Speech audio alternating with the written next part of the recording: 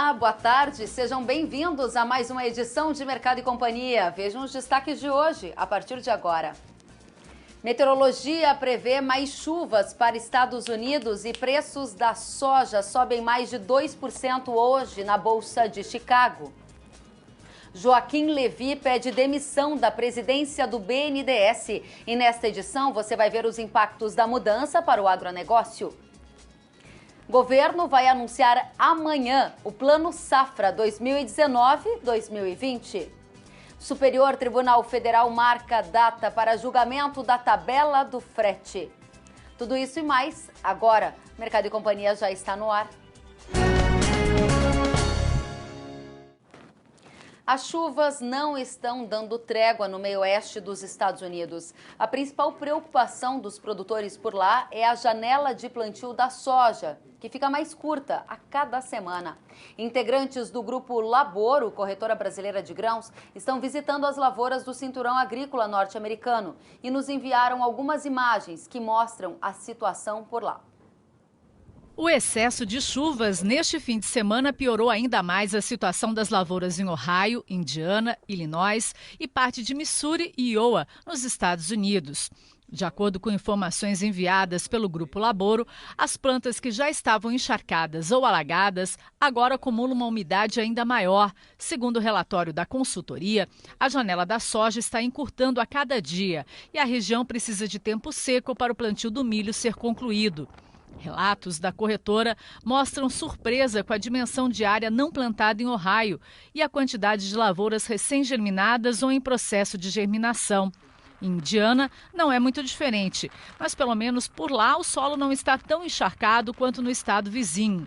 Em Illinois, apesar das áreas inundadas, o registro de atraso no plantio é menor em relação aos outros dois estados produtores.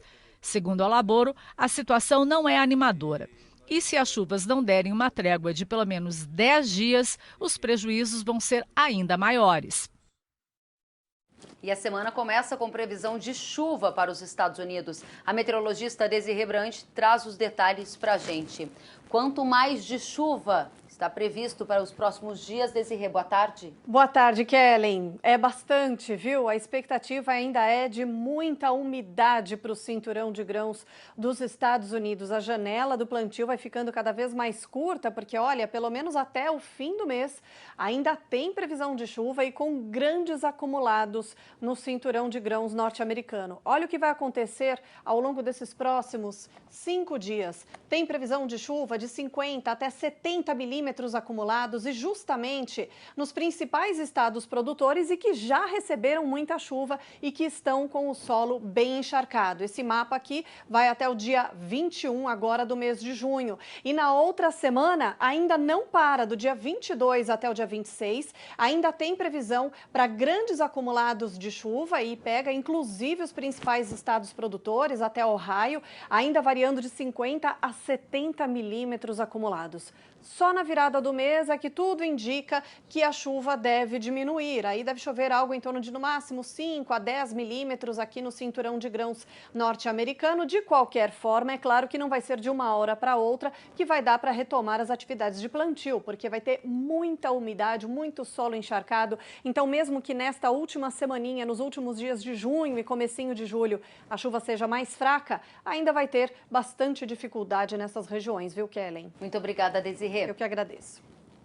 E vamos direto saber qual o efeito disso nos preços. A gente já antecipa para você que com o solo úmido e a previsão de mais chuvas, os preços da soja na Bolsa de Chicago somam 6% de alta em apenas uma semana. Vamos para Curitiba, no Paraná, conversar com o analista de mercado da Brandalize Consulting, o Vlamir Brandalize, que acompanha o mercado de perto nesta segunda-feira. Vlamir, neste momento a soja tem alta de 2 dígitos, justamente mostrando a preocupação do mercado com o avanço do plantio diante de tanta chuva? Olha, Kellen, boa tarde a todos. Realmente a situação americana aí que a gente vê é a pior que a gente já constatou em 35 anos de acompanhamento de mercado. A situação do produtor é um quadro de perdas. Estamos num momento que normalmente eles deveriam estar fazendo algum replantio e não plantando a safra. Normalmente nesse momento já teria tudo plantado.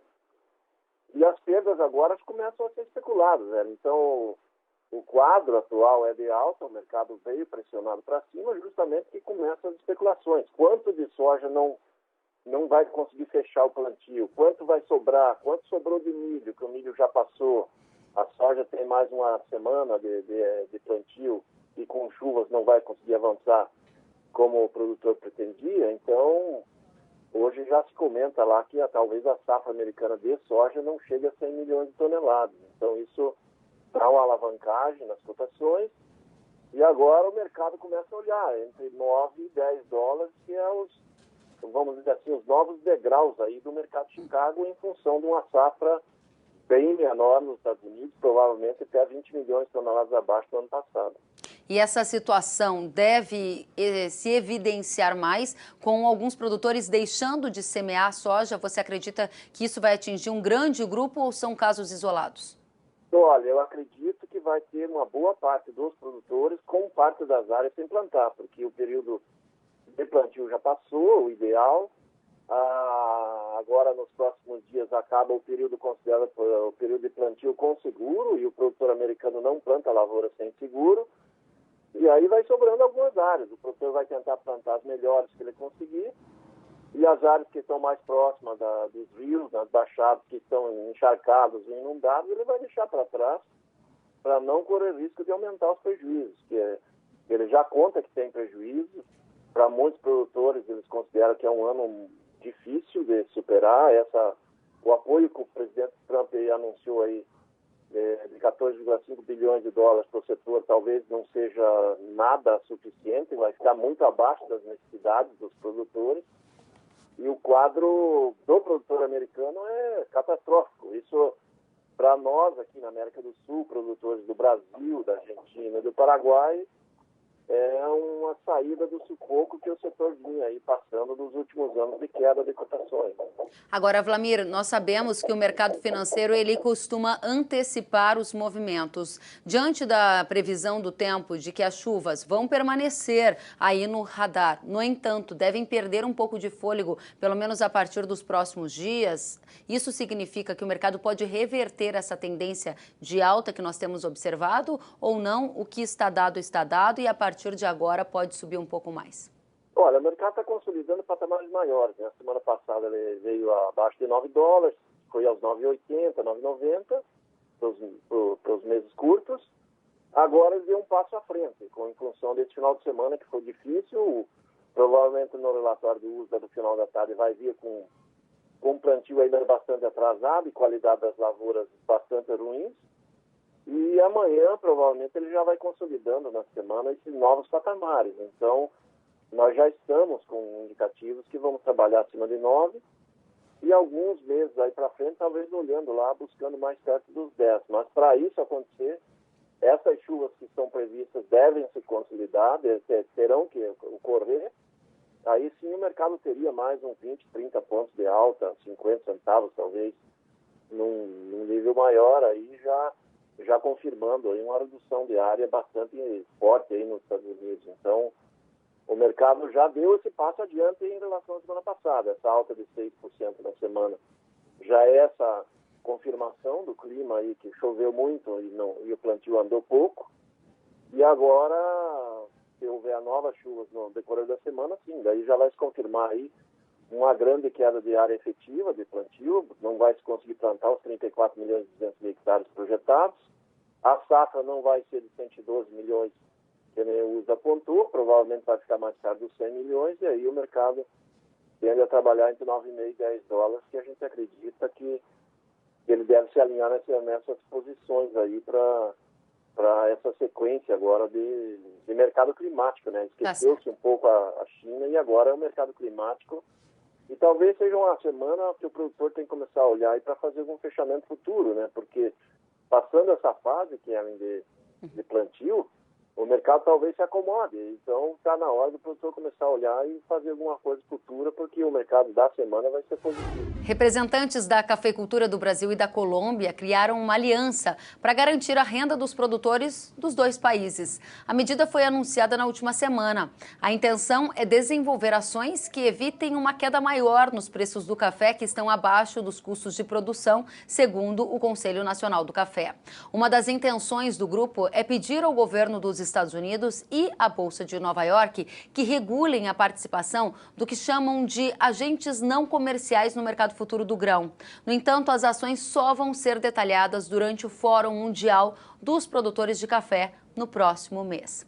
Para tratar deste assunto, eu converso com o Guilherme Moria, analista de mercado do Rabobank. Guilherme, seja bem-vindo, boa tarde. Boa tarde, Kelly, boa tarde a todos. Você, como analista de café, naturalmente está interessado em saber desta aliança entre Brasil e Colômbia, grandes produtores mundiais de café, e entender também que tipo de efeito isso traz na formação de preços. Analisou o tema e chegou em qual conclusão, Guilherme? Bom, Kelly, é importante destacar que essa formação de preço ela não é só por conta da presença dos fundos não comerciais. Existem fundamentos de oferta e demanda, enfim, que fazem o balanço na produção e demanda global de café, que influenciam também nesse aspecto de preço. Logicamente, essa aliança entre Brasil e Colômbia, né, dois dos principais produtores de café, eles tendem a ganhar uma força, uma relevância muito maior na reivindicação de uma transparência na presença desses fundos na Bolsa de Valores, né, na Bolsa de Nova York. Porém, a gente tem que entender um pouco melhor o que vai ser exigido, o que vai estar em jogo, né, exatamente, quais são as regras que eles vão estipular para a presença ou não, ou diminuir, com relação à regulação da presença desses fundos. De uma certa forma, é tentar diminuir a financiarização do mercado de café com agentes que usam mais esse mercado agrícola para especulação e acabam, de certa forma, distorcendo fundamentos de oferta e demanda e gerando efetivamente um prejuízo para a cadeia na visão dos grandes produtores Brasil e Colômbia. É possível fazer isso, Guilherme? Sim, a gente tem que começar a entender também, porque nos últimos anos a gente teve realmente uma desvantagem com relação à presença desses fundos, ou seja, um preço de café que deveria valer $1 acabou valendo 90 centavos. Porém, a gente não pode esquecer que em anos que a gente teve um déficit, vamos dizer assim, no balanço global, os fundos também colaboraram para um aumento ainda maior dos preços de café. Ou seja, é uma tentativa dos grandes produtores mundiais de tentar reequilibrar esse mercado que estaria desequilibrado na visão deles. No entanto, a sua visão como um profissional do mercado de café é que esse tipo de intervenção, na prática, funciona ou é só uma estratégia que, na prática, pode não gerar efeito para o produtor? Eu acho que, além de Brasil e Colômbia, você tem que ter mais força de outros países produtores para tentar equilibrar o jogo, ou seja, tentar barganhar algo. Enquanto está só Brasil e Colômbia, eu acho que é algo muito incipiente, por mais que a gente tenha dois importantes produtores de café no mercado, mas eu acho que a gente tem que juntar e tentar agregar mais players para tentar ganhar mais força nesse jogo, né? Bom, esse é um dos temas da entrevista que a gente trata hoje de café, essa aliança entre Brasil e Colômbia numa tentativa de inibir os preços mais baixos aos produtores de café. O segundo tema que a gente traz em primeira mão para você é o relatório do Rabobank. O Rabobank é um dos maiores bancos de agronegócio do mundo e acaba de divulgar agora em primeira mão para você que assiste o Mercado e Companhia a nova estimativa para este mercado. E houve uma revisão naquele superávit, ou seja, na oferta global de café, tanto 2018-2019 quanto 2019-2020. Essa notícia, Guilherme, que você acaba de nos trazer, ela é boa para preços e ela é fundamentada em quê? Por que vocês revisaram para baixo a oferta de café mundial? Exato. No caso de 2018 e 2019, a gente acabou revisando, né, diminuiu um pouco essa expectativa de superávit. A gente estava um pouco mais de 5,5 milhões de superávit em 18 e 19. A gente reduziu um pouco para 5,3 agora, né? E na atual safra 19 e 20, a gente estava com um valor um pouquinho menor, né? De um déficit de 1,5, 1,4, e elevamos um pouco para 1,8 esse déficit. Por quê? Porque em 2018 e 19, a gente teve uma boa produção do Brasil, efetivamente, né? e não só do Brasil, mas de outros players do mercado de café. E agora, em 19 e 20, a gente tem o Brasil, mesmo que com uma boa safra, ele sofreu uma boa redução na oferta, né? E aí, paralelamente a isso, a gente tem que monitorar ainda situações de outros países produtores, como Colômbia e Vietnã, para entender se a gente vai ter essa safra grande ou se não a gente vai ter realmente esse déficit de 1,8 que a gente está prospectando. Na prática, o telespectador quer saber, para a gente encerrar, revisou para baixo a oferta mundial, o consumo a gente tem observado que ano a ano tem crescido um pouco mais, é uma notícia que pode aumentar o preço ao cafeicultor brasileiro e em qual prazo?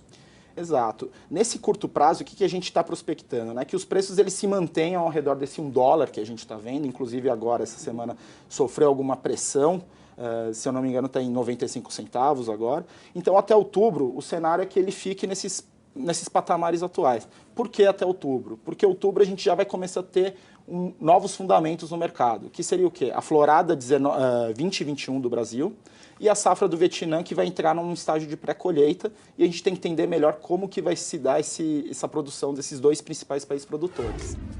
Sentiu falta de algum conteúdo? Acesse canalrural.com.br.